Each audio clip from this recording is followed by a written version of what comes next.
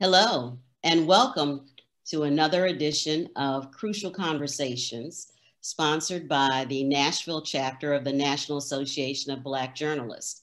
I'm Sandra Long Weaver. I'm a founder of the National Association of Black Journalists and I'm an active member of the chapter. Today, our crucial conversation is with Darius West. Hello, Darius. Hey, how you doing? Good. And Darius is the writer and director of Mic Drop, the look at the culture of Christian hip hop.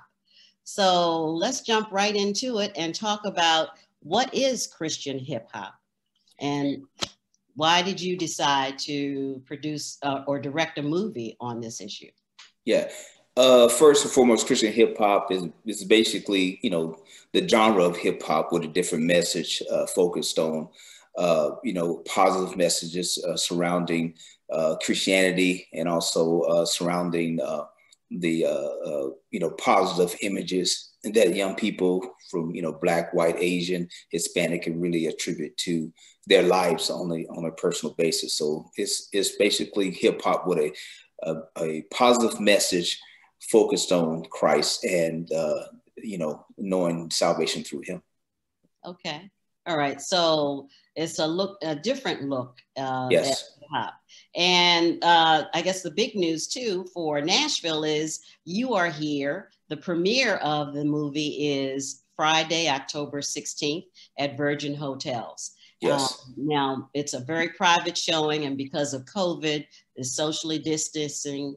But so there are a few people who've been invited to this premiere. So yes, that's pretty exciting. But the movie will be available afterwards. The movie is being distributed through Warner Music, and it'll be available after the first of the year, sometime in the first quarter of 2021, through one of the major streaming platforms, Netflix and Hulu, and that's what they're doing all the negotiations with that now. The soundtrack for the film would actually come out over the next 3 to 4 weeks or so, and so they're going to use that to push the promotion of the film over throughout the holidays. So when January, February comes around, people already be excited about the film because of the soundtrack that's already in circulation. Oh, great. Okay. So who is on the soundtrack? Who are some of the artists that you're featuring in the movie? The main artists we're featuring in the movie in terms of a performance are 3 artists out of Dallas, Texas. We did a concert to highlight some millennial Christian artists that are coming up and building a name for themselves and a brand for themselves. Adrian Butler, Shy Speaks, and Street Hymns, all based out of Dallas, Texas. And so those 3 artists are on the soundtrack, along with a few other artists, Diego Forth, who contributed his music for the end credits of the film, and a couple of artists, but mainly those are the ones we focus for the soundtrack to help promote their music, because they're in the film. The concert is surrounded around them, but the pioneers of Christian hip hop is the interviews that we have in the documentary, from executives to actually artists who started the genre of Christian hip hop in the early 80s. In the early 80s? I didn't realize it went back that far. So yes. Who's considered the pioneers? The godfather of Christian hip hop is Stephen Wiley. He started in 1978, 79. That's when he met, what's the group that does, the hippity hop, it just kind of escaped my thoughts right now.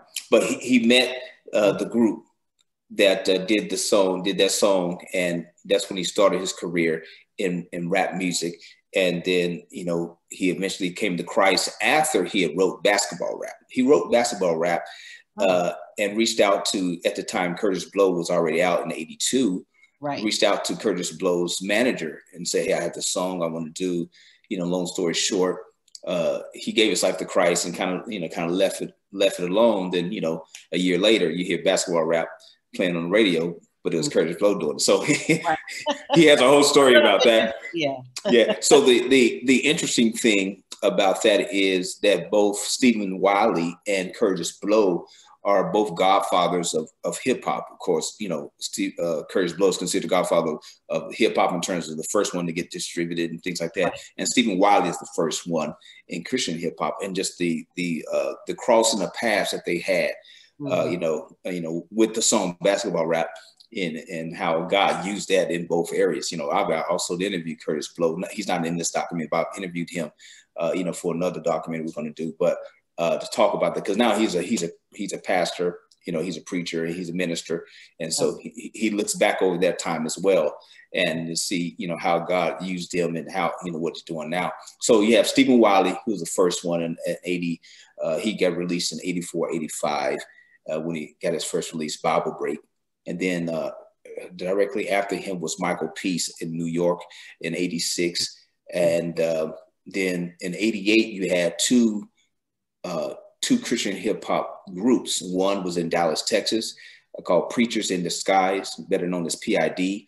And you also, on the West Coast, you had the West Coast rap, Christian rap, led by a gentleman called Super C, Chris Cooper, and his crew called Soldiers for Christ. And so that was really the four instrumental vessels that God used in the beginning of Christian hip hop: Stephen Wiley, Michael Peace, PID, Fred Nash, Barry G, and also Chris Cooper, SFC, and on the West Coast. So we're talking now between 85 and 88 is where, you know, it's begin to spawn within, you know, the gospel music industry, so to speak.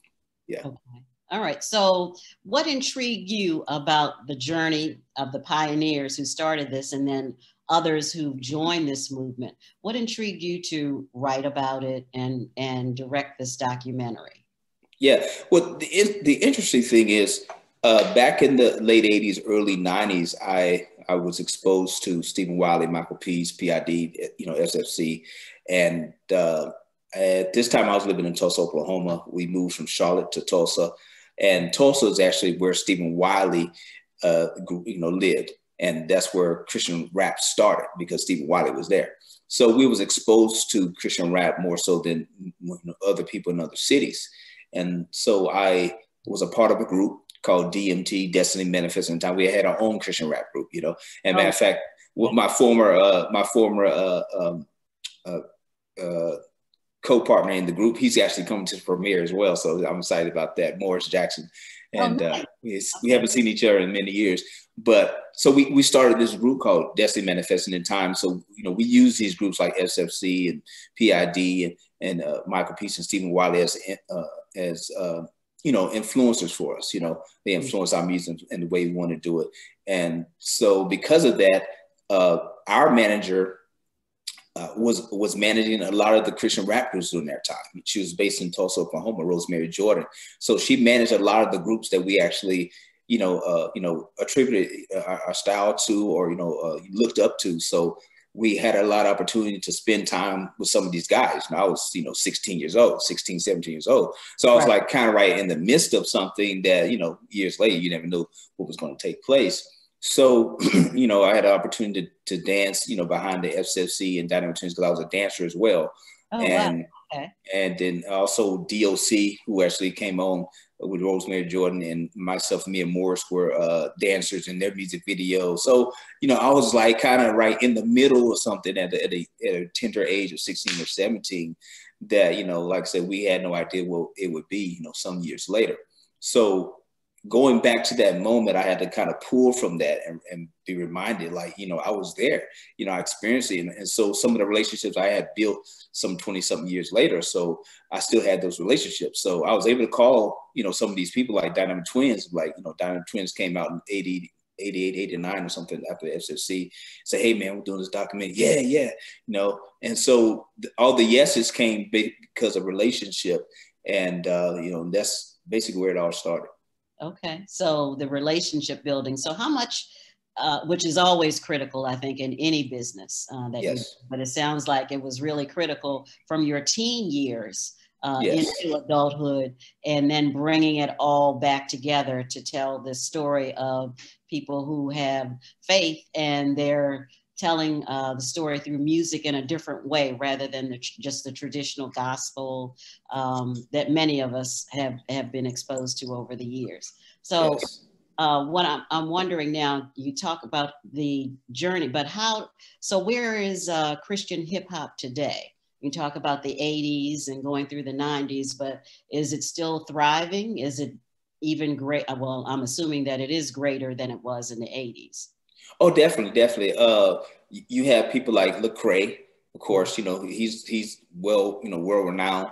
He's Right. like, you know, Christian hip hop artist. You have people like Seven, you know, Truth, Flame, and Aminio. So, you know, a lot of these guys are reaping the harvest of what, you know, these pioneers had, you know, blazed the trails and for. And so I think that's what's important about this documentary, because it's paying homage and honoring these guys who you know, through blood, sweat, and tears, and church doors been slamming in their faces and called devils, and you're doing devil music, all the kind of fights in churches, you know, just all the kind of stuff they had to endure for, you know, for Lecrae and Aminio and all these other artists to reap, you know, because that's really the principle of sowing, reaping and sowing and reaping, and that's what this documentary really does. It really brings light to those who sowed, and you know, and for those who are reaping, to really pay honor to them.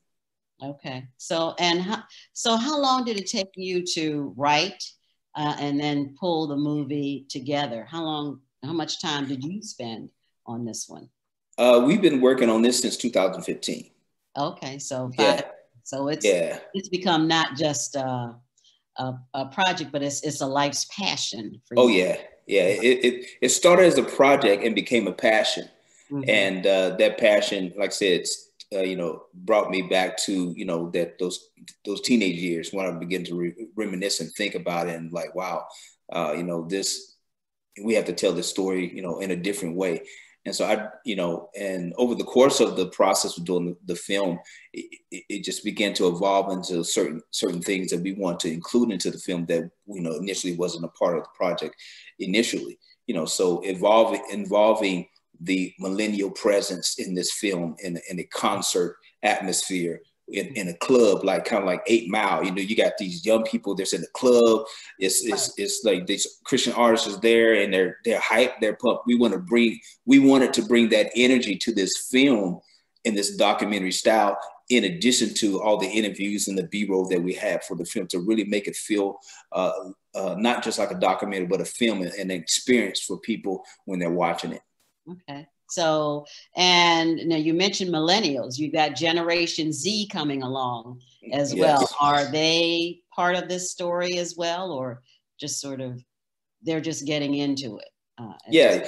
You know, a lot of the people that are in the audience represent Generation X and Generation Z. Okay. And, you know, the artists that were, you know, no, Generation Y and Generation Z. The artists themselves are Generation Y. The millennials, but you see, you know, the worship experience, I would say, that's happening, you know, with this the ministry that's taking place over the from the stage, you know, from the artists and from the DJ and from the drummer. It's just like really came together. And so my daughters, my two oldest daughters, you know, was with me from the beginning. So, wow. and they're Generation Z. So, that they're flying in today with my wife, and, you know, along with my youngest daughter. And so they're excited because they were there from the beginning, from the moment I sat down at the computer, you know, late at night and started editing. You know, it was like, Daddy, turn the light off, you know, that kind of stuff. You know. Yeah, but look at what Daddy has accomplished. And that's one of the things, we're excited that you're bringing it to Nashville, but what made you select Nashville as a city for the premiere? I think that Nashville, first and foremost, because it is the hub for Christian music and has been for a great number of years. And there's a lot of people who either live in Nashville or are connected to Nashville in some way in the Christian music industry. You know, we're friends with people that are, you know, participating in the Dub Awards, you know, friends with Jacob Patillo and the GMA. And so it was important for us to bring it here first, and to, you know, have those individuals who were able to participate and come to be a part of the experience. Okay. Well, thank you, Darius West, for taking time to talk with us at Crucial Conversations. We appreciate it. Wish you great success. Thank you. Documentary, and whatever you do next, we'll be on the lookout for it. Appreciate it. Thank you. All right. Thank you. This has been Crucial Conversations with the Nashville chapter of NABJ. Our producer today is Kanisha Roan, and we will see you the next time. Take care, Darius West. Take care. Bye. Bye.